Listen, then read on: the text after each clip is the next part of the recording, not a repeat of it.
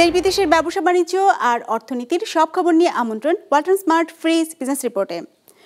রাজধানীতে কোরবানির গরুর লবণযুক্ত চামড়ার সর্বনিম্ন দাম ১২০০ টাকা নির্ধারণ, ঢাকার বাইরে ১০০০। বছরে ৯১,০০০ কোটি টাকার অবৈধ স্বর্ণ ও হীরা ঢুকছে দেশে। চোরাচালানের রুটে পরিণত হয়েছে দক্ষিণ পশ্চিমাঞ্চলের ৬ জেলা। প্রায় ১২ লাখ কোটি টাকার বিকল্প বাজেট দিল অর্থনীতি সমিতি, রাজস্ব আয় বাড়ানোর বড় পরিকল্পনা। এমন সব খবর নিয়েই আমাদের আজকের আয়োজন। আসছে ঈদুল আজহায় ঢাকায় কোরবানি হওয়া গরুর লবণযুক্ত চামড়া সর্বনিম্ন ১২০০ টাকায় বেচাকেনা হবে, আর ঢাকার বাইরে এর দাম হবে সর্বনিম্ন ১,০০০ টাকা, যা প্রতি বর্গফুটের হিসেবে আগের বছরের থেকে ৫ টাকার মতো বেশি।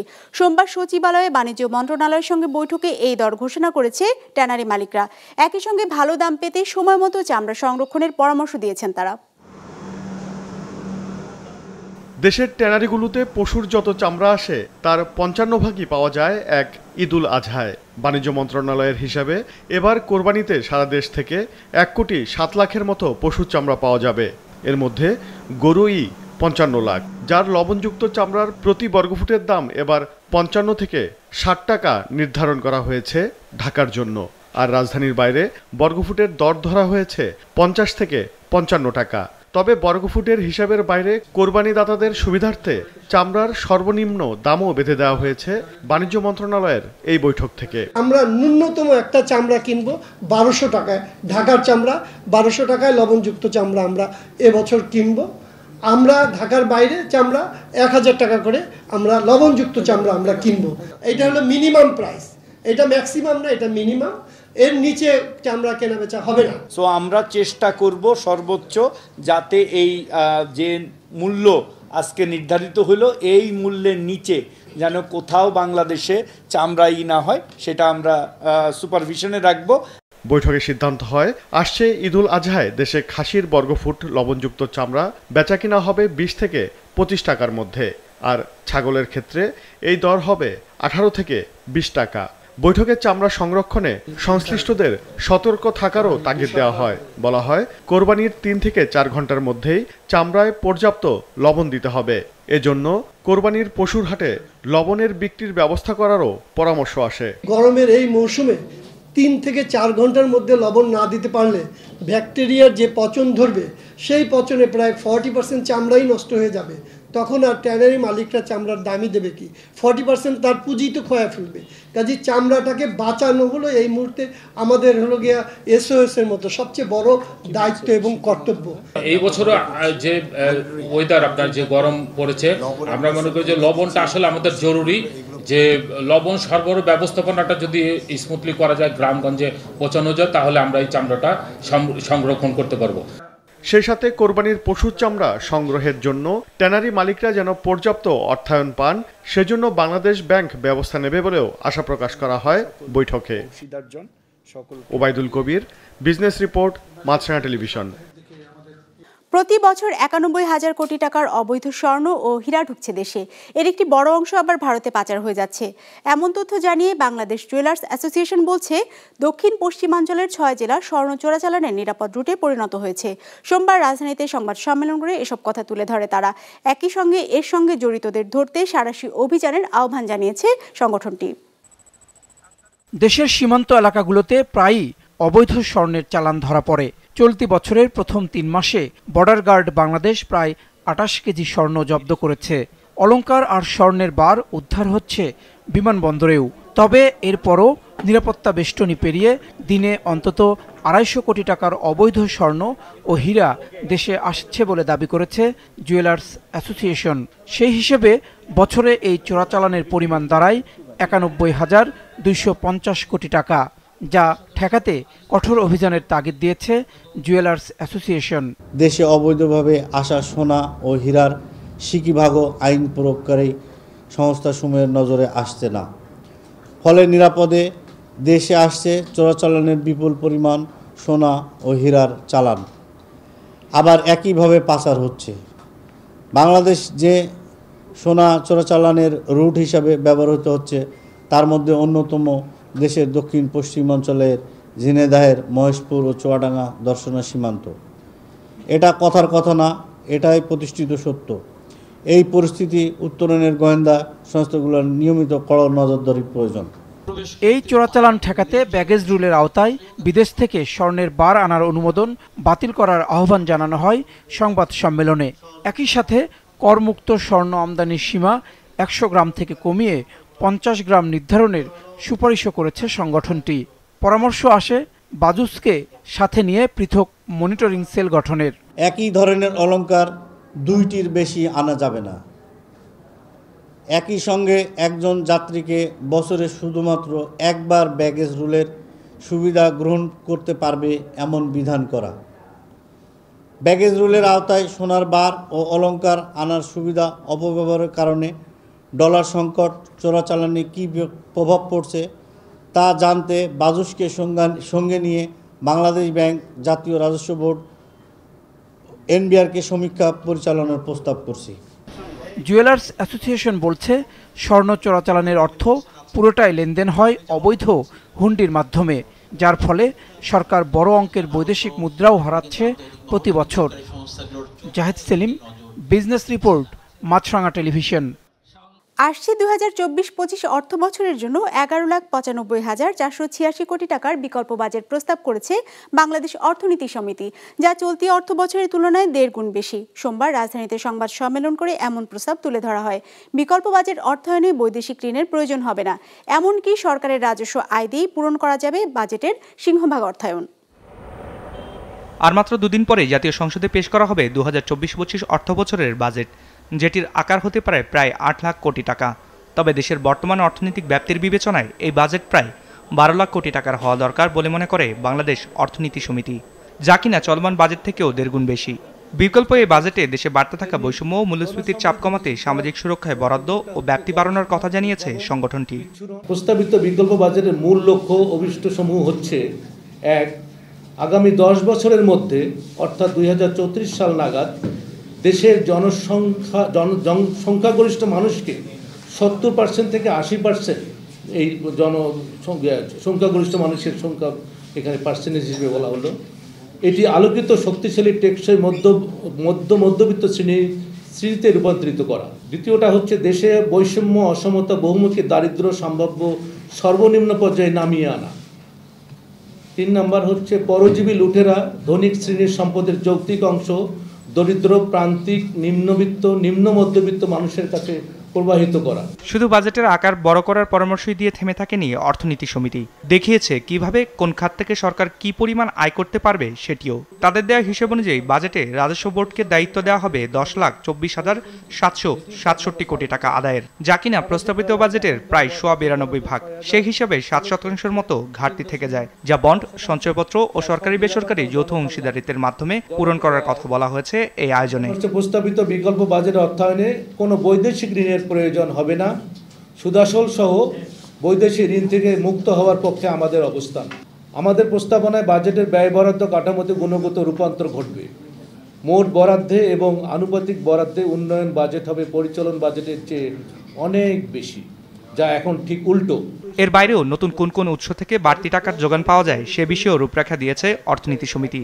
তাদের মতে কালো টাকা উদ্ধার, সম্পদ কর, অতিরিক্ত মুনাফার উপর কর, বিদেশি পরামর্শক ফি সহ মোট 27টি উৎস থেকে সরকারের বাড়তি রাজস্ব আয়ের সুযোগ রয়েছে। অন্য কোনো ধরনের বাজেট দিয়ে বাংলাদেশের কাঙ্ক্ষিত উত্তরণ রূপান্তর সম্ভব না।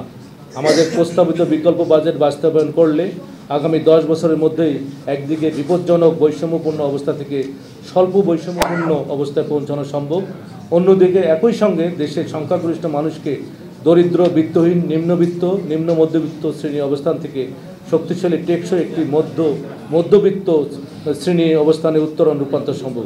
এটাই আমাদের প্রস্তাবিত বৈষম্য নিরসন উদ্দিষ্ট জনকল্যাণকামী বাজেটের মূল অভিষ্ট অন্তর্নিহিত শক্তি। সংবাদ সম্মেলনে দুর্নীতি রোধ, কালো টাকা, অর্থ পাচার ঠেকাতে দেশে একটি স্বাধীন কমিশন গঠন করার তাগিদ দিয়েছে বাংলাদেশ অর্থনীতি সমিতি। রায়হান শোভন, বিজনেস রিপোর্ট, মাছরাঙা টেলিভিশন। তরল পেট্রোলিয়াম গ্যাস বা এলপিজির দাম কমেছে দেশে। 30 টাকা কমিয়ে জুন মাসের জন্য 12 কেজি সিলিন্ডারের দর নির্ধারণ করা হয়েছে 1363 টাকা। সোমবার রাজধানীতে সংবাদ সম্মেলন করে বাংলাদেশ এনার্জি রেগুলেটরি কমিশন এই দর কাঠামো ঘোষণা করে। এ নিয়ে টানা 3 মাসের মতো এলপি গ্যাসের দাম কমল, যদিও বছরের ব্যবধানে ভোক্তা পর্যায়ে 12 কেজি সিলিন্ডারের দাম বেড়েছে 285 টাকা। বিশ্ববাজার থেকে আমদানি করা প্রোপেন আর বিউটেনের মিশ্রণে স্থানীয় কারখানায় তৈরি হয় তরল পেট্রোলিয়াম গ্যাস বা এলপিজি। এ দুই কাঁচামালের দরের উপরে নির্ভর করে দেশে এলপিজির দাম কত হবে। এনার্জি রেগুলেটরি কমিশন জানিয়েছে, জুনে বিশ্ববাজারে প্রোপেন আর বিউটেনের গড় দাম আছে $570, যার উপর ভিত্তি করে দেশে প্রতি কেজিতে 2 টাকা 53 পয়সা কমিয়ে এলপি গ্যাসের দাম 113 টাকা 55 পয়সা নির্ধারণ করেছে বিইআরসি। এতে 12 কেজি সিলিন্ডারের এলপি গ্যাসের দাম দাঁড়িয়েছে 1363 টাকা। আগের মাসে যা ছিল 1393 টাকা। 30 টাকা পূর্বের তুলনায় কমেছে। কোম্পানি বিক্রি করে 1268 টাকায়, পাইকারি বিক্রেতা বিক্রি করে 1318 টাকায় এবং খুচরা বিক্রেতা বিক্রি করবে 1363 টাকায়। নতুন দর কাঠামো অনুযায়ী 5.5 কেজির সিলিন্ডার বিক্রি হবে 625 টাকায়। 1703 টাকা নির্ধারণ করা হয়েছে 15 কেজি সিলিন্ডারের সর্বোচ্চ দাম। 2839 টাকা দিতে হবে 25 কেজি সিলিন্ডারের জন্য। আর হোটেল রেস্টুরেন্টে ব্যবহৃত 45 কেজি সিলিন্ডারের দাম ঘোষণা করা হয়েছে 5110 টাকা। এর বাইরে গাড়িতে ব্যবহার হওয়া এলপিজি বা অটো গ্যাসের গ্রাহক পর্যায়ের দাম প্রতি লিটারে 1 টাকা 39 পয়সা কমিয়ে নির্ধারণ করা হয়েছে 62 টাকা 53 পয়সা। সোমবার সন্ধ্যা থেকে নতুন দর কার্যকর করা হয়েছে। সৌদি কন্ট্রাক্ট প্রাইস তার উপরে নির্ভর করে আমাদের এই মূল্যগুলি। সৌদি কন্ট্রাক্ট প্রাইস গত মাসে ছিল $583 টাকা 25 পয়সা $25, এই মাসে হয়েছে $570.25, অর্থাৎ কমেছে $13। আর এই জন্যই কিন্তু মূল্যটার কমার কারণ। হিসেব বলছে 2023 সালে জুন মাসে দেশে 12 কেজির এলপিজি সিলিন্ডার বিক্রি হয়েছে 1078 টাকায়। সেই হিসেবে গৃহস্থলীর প্রয়োজনীয় এই জ্বালানির দর বছরের ব্যবধানে 285 টাকার মতো বেড়েছে। ফাতিমাতুজ জোহরা, বিজনেস রিপোর্ট, মাছরাঙা টেলিভিশন। ঘূর্ণিঝড় রিমালে খুলনা, বাগেরহাট ও সাতক্ষীরায় ক্ষতিগ্রস্ত হয়েছে 40,000 মৎস্য ঘের। চলতি বছর এতে চিংড়ির উৎপাদন অর্ধেকে নেমে আসার শঙ্কা দেখা দিয়েছে, যার বড় প্রভাব পড়তে পারে রপ্তানিতেও। এসএম মিলনের ক্যামেরায় মোস্তফা জামালের রিপোর্ট। এ চিত্র দেখে মনে হতে পারে এটি মাছ ধরার কোনো উৎসব, কিন্তু তা নয়। ঘূর্ণিঝড় রিমালের আঘাতে বাঁধ ভেঙে খুলনার পাইকগাছার লতা এলাকায় ভেসে যাওয়া কয়েকশো ঘের থেকে বেরিয়ে যাওয়া চিংড়ি ও অন্যান্য মাছ সংগ্রহের চেষ্টা করছেন কয়েকশো মৎস্যচাষী। দক্ষিণাঞ্চলের 3 জেলায় মূলত চিংড়ি চাষ হয়। মৎস্য বিভাগের হিসাবে ঘূর্ণিঝড় রিমালের আঘাতে খুলনায় 9,000, বাগেরহাটে 2,700 ও সাতক্ষীরায় 3,900 ঘের তলিয়ে গেছে। প্রাথমিক ক্ষতি দাঁড়িয়েছে 332 কোটি টাকা। এসে মাছ আছে, এই পরিমাণ মাছ ছিল, এই মাছ সব নদীতে চলে গেছে। রপ্তানিকারকরা জানান, এমনিতেই দেশে মাছের উচ্চ মূল্য, তার উপর রিমালের কারণে রপ্তানিযোগ্য চিংড়ি সংকটে বাধাগ্রস্ত হবে এই খাত থেকে বৈদেশিক মুদ্রা আয়। চিংড়ির প্রোডাকশন তো এমনি আমাদের কম, আর এই কমের কারণেই তো আমরা এক্সপোর্টাররা মার খাচ্ছি, প্রতি বছর লস করতেছি। আর এই ঝড়ের জন্য যে আরও 30%, প্রায় 1,000 কোটি টাকার পণ্য আমরা পাবো না, আমাদের এক্সপোর্ট আরও কমে যাবে এবং আমাদের ব্যাংক, লোকজন, বেতন, এই সমস্ত দায় দেনা কোথার থেকে মিটাবো? এটা অ্যাকচুয়ালি অনেক বড় একটা প্রভাব বিস্তার করবে আমাদের উপরে।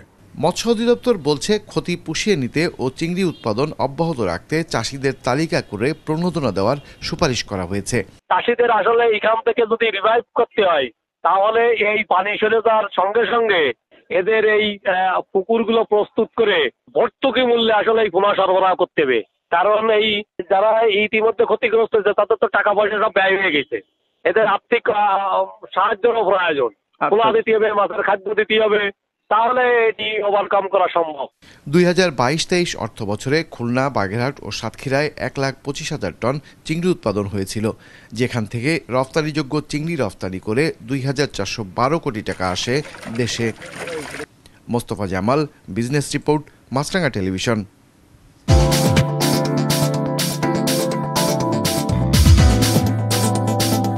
ইতিবাচক ধারায় শেষ হয়েছে ঢাকা স্টক এক্সচেঞ্জের লেনদেন।